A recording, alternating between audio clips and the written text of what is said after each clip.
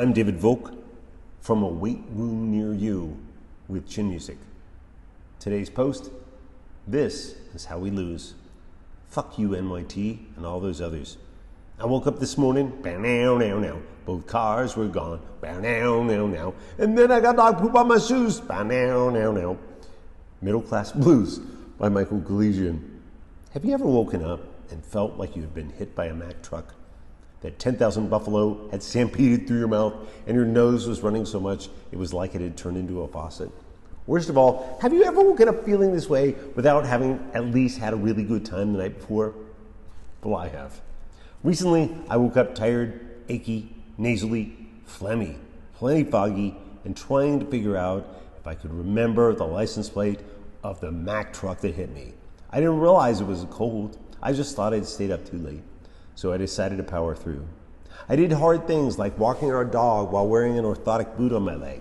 I made lunch to my finicky daughter's specifications, including spreading just the right amount of guacamole, cutting the cheese.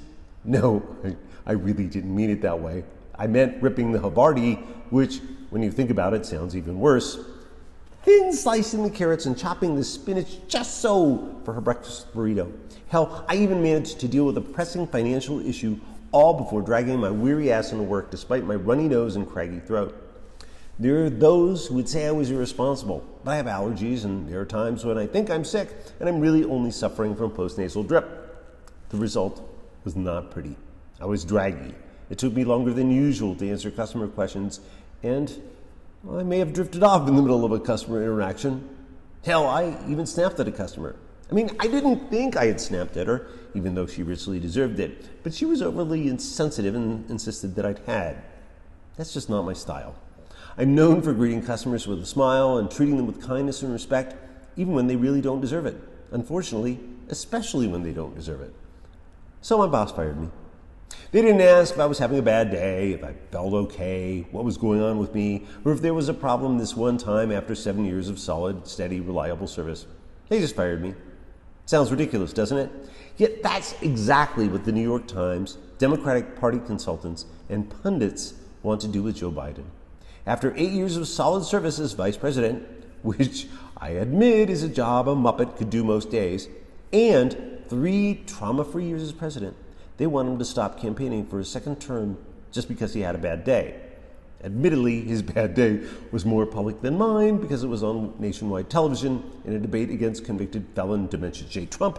And yes, like me, he probably should have stayed home. But you know what? Presidents aren't always given that choice.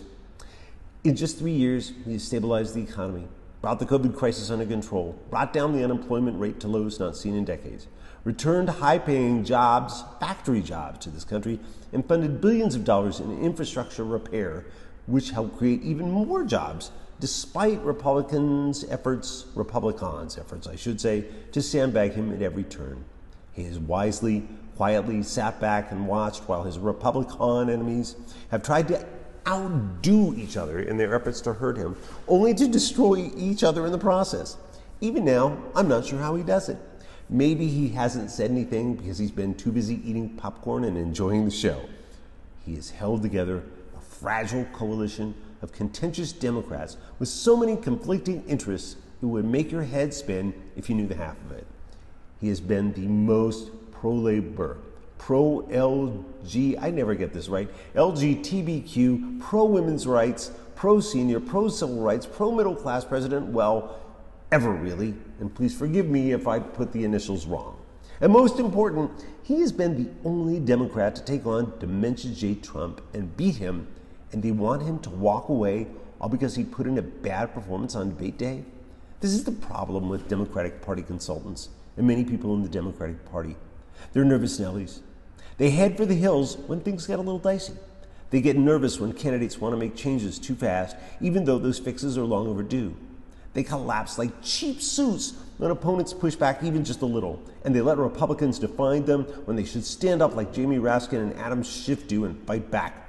The Democrats used to be a great party. They used to do hard things like fight wars against fascism and pass civil rights legislation.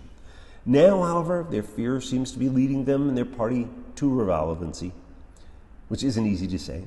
The press isn't blameless here either.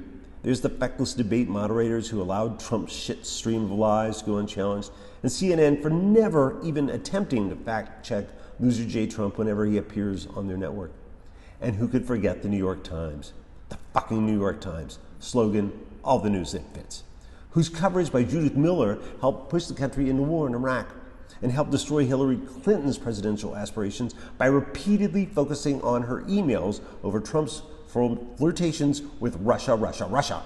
It should come as no surprise that the paper is calling for Biden to bow out, especially since the publisher has been focusing on the age issue because Joe refuses to give the paper a broken record an interview after it badly botched an attribution in a story about the administration and refused to correct the error.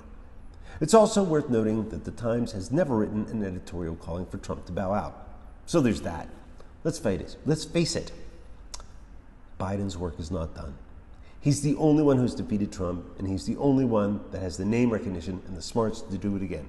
Sure, Gavin Newsom is great, but most of the country doesn't know who he is, and Trump will define him before he even gets a chance to introduce himself.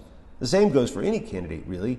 I can't think of a single candidate who could step in at this point, assemble the same coalition Biden has, and win. Otherwise, once again, we will find ourselves snatching defeat from the jaws of victory, which is why I say Joe must stay. Maybe the consultants in the New York Times should leave instead. I've been David Volk for Chin Music.